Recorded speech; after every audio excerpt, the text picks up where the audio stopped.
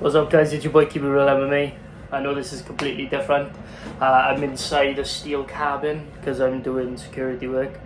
The reason being, I'm on 7 till 7, so I'm on like 12 hours. So basically, I just wanted to make the video now, you know what I mean? And I'll just upload it when I get home. You know, saves me having to make it when I get home and then uploading it. So yeah. Basically, the video, I know I'm a bit late to the situation, but like I said, I've been working like 7 days in a row. I've found difficulty to have time. I had time to make the video on the card, but the problem was, the reason why the video was so quick was because, obviously, I had missed the card because of work. I had to get up at 5:30 in the morning, and that's when the main event started. So it was kind of like, you know what I mean, it was a bit iffy, but yeah. So anyway, yeah, this whole situation, as you can tell by the title of the video, is going to be essentially the whole situation on James Krause and the whole betting situation and the Derek Minner situation too. Now, my views on it, right, is I do believe James Krause is guilty. He's been very sketchy with the way that he's been talking about his betting accounts and the way that he presents them. That he has a Discord for people to make money, which is fair enough. If you do that, that's cool, you know what I mean? No problem, man. I love money myself, so, you know what I mean? But the problem is that there was an interview, apparently, where, I haven't seen the interview, I haven't really had time, but there's an interview where, a couple of years ago, where he was on with Ariel Hawani on his show, and basically, he was talking about how he holds other people's accounts for them, and he bets for them, because basically, James Krause is in this whole like betting ring type thing, where he has a lot of connections and a lot of friends that love betting on the fights, and he said before that he makes more money betting on the fights than he ever did as a fighter for the UFC, which is crazy to think about, right? So he makes a lot of money because he has a lot of inside scoop. He knows who's injured, he knows who's this, he knows this and that, and he makes a lot of money, a lot of positive return, which is fair enough. Now, the part where it becomes dodgy is not the fact that he's holding accounts for other people and making the bets on their account for them to make him some money, which can be dodgy, but the dodgiest situation is the whole Derek Minner situation, where, if you don't know, Derek Minner was a part of the UFC, keyword was, and Derek Minner essentially was a fighter for James Krause. He fought for his gym, because obviously James Krause is also a coach. Now, Derek Minner had a fight where he was a 2-1 underdog, I believe. I think he was a 2-1 underdog, and just before the ref started the fight, the odds swelled in the other fighter's favour. Ulanbek, no, I can't say his name properly, but he's an Asian fighter, I can't say his name properly. But essentially, the odds swelled in his favour 4-1, something like that. It went from 2-1 to 4-1 just before the fight started, like that. It swelled like that. Now that's crazy. That means so many people had to literally bet on him at the last second. And conveniently in that fight, Derek Minner throws a kick, completely destroys his own leg, and then what does he do? He throws a kick straight away again on the same leg that he destroyed, goes down, takes a couple of strikes, and then taps the strikes. I remember when I watched it live, I was thinking to myself, what the fuck was that? What was that? And I was thinking, it looked, I even said to myself, it looked like he took a dive. It didn't look right. If you, think about it this way, what's a natural reaction if you throw a kick, right? If you try to throw a leg kick or a body kick, let's just say you try to throw a leg kick. If you blow out your knee, say you throw with your right leg, right? So say you're an orthodox fighter, conventional, and you threw a right low kick and you blew out your knee, or so whatever he did to his leg, right? You blow out your knee, right? On that leg. Is your instant reaction next to then throw another right low kick? No, obviously you're not going to do that, because you just blew out your knee on that leg. So you wouldn't even. What you would do is you'd stay in your stance, but you'd back off, and you'd have to either grapple or just back up against the cage and just try to, survive. Your instant reaction is not going to be, as soon as you blow out your knee, you're going to throw another one straight away. It doesn't make sense. That's like O'Malley getting his perennial nerve done by Cheeto and then tries to throw a fucking right low kick straight away, instantly, as soon as he falls on the floor, rolls over it. It makes no sense. And then he taps the strikes. I don't get it. So he's being investigated for that because of the odds swell. Now, he has a lot of friends, obviously, like I said, who do the betting, and he easily could have said to them, Darrick Minner is injured, because I have no doubts that Darrick Minner was injured, but he would not have thrown, if he had done his leg like that, he would not have thrown it again. He wouldn't have. He would not have thrown it, especially straight away. He wouldn't have. And then tap the strikes. Bullshit. So yeah, basically he's getting investigated for that because of the odds swell. And then conveniently, as the odds swell, he gets TKO'd in the first. It doesn't make sense to me. And not just that, it's the fact that when he got TKO'd, he tapped the strikes. The odds swell, like I said, but he easily could have told his friends to bet on the other fighter in the first round because Darrick Minner is injured. He could have easily have said that. Now, obviously, the UFC can't prove that unless they've seen text messages or they've seen like a video call or like a phone call.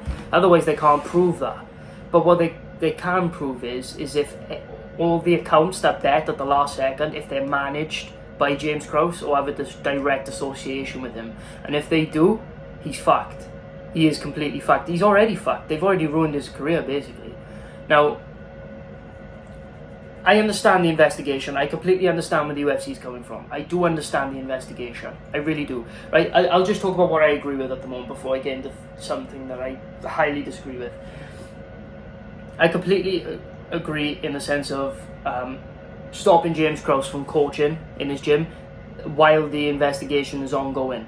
I completely agree. That's what you would do if, like, you were out on bail but you were still in trial. You know what I mean? Like, you know, you have limits. Like, you're not allowed to leave the country. You're not allowed to do this. You're not allowed to do that. Which is fair enough. So you can't flee. You can't do this. You just need to see due process. That's fair enough. You know, that's how it should be done, and that's how it is done. Now, obviously, I completely understand because now they're investigating. They must have something on him because they're banning him from coaching the fights and they're banning him from training the fighters, right? And basically, they're looking into, I think, also the government is launching an investigation into him too. But now, because of this, they brought out a new rule that the coaches can't be directly involved in any of the betting on any of the fights, which should have been a rule in the first place, but a rule's come about because of that. So they must have a lot of dirt on him, and not just that, like, it's come out that, like, obviously in that Ariel Helwani interview, he said that he manages other people's accounts and he has multiple personal accounts. Now, if they find any of those personal accounts linked to that fight, or to any of his fights in general, any of his fights, because do you know what I thought was dodgy? When he had Jason Witt fight, when he had Jason Witt fight one of his fights, it was against Josh, and Josh had popped for PEDs, and the fight got cancelled because of that, and then the fight got put back on mysteriously, a couple of weeks later, and then as soon as he got put back on, Jason Witt gets KO'd in the first round. It seems a bit dodgy. Like, obviously you can't prove anything. These are just accusations, these are just words, these are just my thoughts. I do think he's guilty, I really do. But obviously they need to dig. I believe in innocent until proven guilty. That's what I believe in. So, okay, train going past. If they find any of his personal accounts, if they find any of accounts that he's managing for other people, linked to any of his fights at all, or just linked to fights that he's associated with, he's done. Obviously, he's done for the moment anyway. Now, this is where I completely disagree with the UFC. They are banning fighters from training at his gym completely. Now, this is where I disagree. Hold on, I'll get into Darrick Minner because they released Darrick Minner after this fight. I disagree with that. And the reason I disagree is because what if Darrick Minner didn't actually take a dive? What if he didn't? What if he was just injured and James Krause told his friends that he's injured and bet on the other guy on the first round? He's injured. What if Dagman had nothing to do with it, and maybe he is actually just that fucking retarded and threw it, just threw again on the blown out leg? What if he did? You never know. So I don't agree with that. I don't agree with releasing him from the organisation until you've done a full, thorough investigation into what actually happened in that fight. Second of all, the main point, I completely disagree with them banning fighters completely from training at this gym. I get it, right? If you want to keep James Krause away from him, not allow him to have any contact with him, not allow him to train him like that, and just let the other coaches do the training, I would completely agree. This would just be a 10-minute video right now, ending right here, 10 minutes 37 seconds of just pure, this is, I completely agree with the UFC, and then you'll go on to what I said about the situation. But this is why it's a bit longer, because I completely disagree with this, because now you've just gone from innocent until proven guilty to guilty until proven innocent. Because now you're punishing his fighters. You're punishing all of his fighters. He has a lot of fighters on the UFC roster in his gym. A lot. You'd be surprised how much he has. And you're punishing all of them because an investigation into him. You've already released Darren Miller. That was bad enough. Now you're going to punish all of his fighters by not allowing them to even train in the gym with the other coaches. So you're ruining the other coaches too, because they can't get your training, and they can't get paychecks then, percentages from the fighters fighting. Fighters can't get paychecks because they can't fight.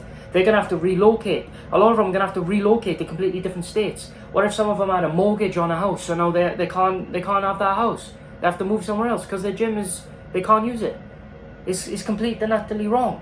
And then you got people like Brandon Moreno. Brandon Moreno got a title fight coming up. A lot of you forget, but Brandon Moreno trains under James Krause. So what's Brandon Moreno going to do? You haven't long moved there either. He's had one fight under that gym, which was against Kai Kara France. So, you know what I mean? Like, where's the line in here? It's like you're punishing the fighters for something a coach has been doing. Yeah, okay, the fighter that might have been on it, Derek Minner, you've already released him, which is bad enough without proper evidence. Or maybe they did release him without evidence. Maybe I'm talking shit. Maybe they did have evidence on him. I really don't know. Maybe they did. Maybe they could prove that Derek Minner did take a dive. But at the end of the day, why haven't they released it publicly if they could? You know what I'm saying? So I don't agree with it. Also, sorry that I can't pronounce names or remember them. My mind is fucked today. It's fucked. But yeah, just on that side note. But yeah, no, these fighters have to relocate, find new gyms, get settled in. So a lot of them are going to be out for a year, just finding new things, and then they're going to have to rent again, or they're going to have to find a new mortgage. Do you know what I mean? How can they rely on this stuff? The UFC is just abusing their authority, and this is what's funny about the UFC is that like a lot of the times they try to act like they're hard as fuck. You know what I mean? Like they're the big man in town.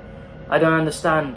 Like, why do this? Why punish the fighters? Like, I understand with James Krause because that's who the investigation is on. So I understand him. I understand you not allowing him to have communication with the fighters, not allowing him to train them, not allowing them to be in their corner when they fight. I completely understand. Completely understand. But now, because you've banned the entire gym from being trained in, where are these fighters gonna go? The UFC haven't thought this through. This is literally guilty until proven innocent, and I completely disagree with that. I completely disagree. That's literally like a fucking communist way of running things. You don't do that. You don't do it like that. And I don't know what to make of that. I don't know what to say, because at the end of the day, it's just plain wrong. There's not much I can say about that. And it's like, now these fighters are forced to be punished for it. And, you know what I mean, especially some got very important fights like Brandon Moreno got a title fight, like I said, against Figueiredo. This is important for his fucking legacy. This is really important. And you've just taken it away from him. I don't understand. I mean, I keep my phone up a bit, but yeah, I don't understand. What are you doing here? What are we doing here? And now that you've done that, now I don't even know what to say. It's one of those things where he's guilty until you're proving him innocent. I know the fighter's going to suffer for as long as that lasts, unless they decide to move gyms because of how long it takes. They're saying there's an ongoing investigation and stuff like that, so I really don't know. It's weird. I was going, do I think that James Krause is guilty? Yes, I do think he's guilty. Do I agree with the way the UFC's gone about it? No, because they're trying to act big man. They're trying to act like overlords, and I get it, right? Yeah, they're a private company. They can do what they want. I get that. I completely understand that. But when you're punishing a shit ton of your employees, well, I know they're technically subcontractors, yeah? I'm a subcontractor, right? I get it, right? But they still work for you. They still fight for you. They still bring in fans for you. They still put on fights for you, for the company to work. These are the people you pay to fight for you. So you're punishing them, acting all hard, acting all big man, for something that their coach has done, or potentially have done. It hasn't even been 100% proven. Like I said, innocent until proven guilty. I don't agree with it. Like I said, I only agree with the punishment of James Krause so far until we find out what actually happened. If he's in the clear, allow him to train the fighters, coach, be in the corner, whatever. Obviously, he can't bet anymore. That's a rule set in place now, which should have been a rule in the first place. But I seriously don't understand with what the UFC are thinking with this, banning the fighters from being allowed to go to the gym in general. It doesn't make sense, but you know, it is what it is. Anyway, guys, if you're new, please like and subscribe. I appreciate you all. I really appreciate all the new people coming in and the people that are staying. I keep it real MMA for a reason, as you can tell by the video if you're new. More videos hopefully coming soon. Just see how MMA content really comes about. Obviously, I think it's a card this weekend. Who's fighting this weekend? Was it December 10th? I'll have to find out who's fighting this weekend. But yeah. Anyway, guys, thank you so much for watching. I appreciate you all. Run up my past videos. Run up the card video, even though I missed it. Just appreciate the support.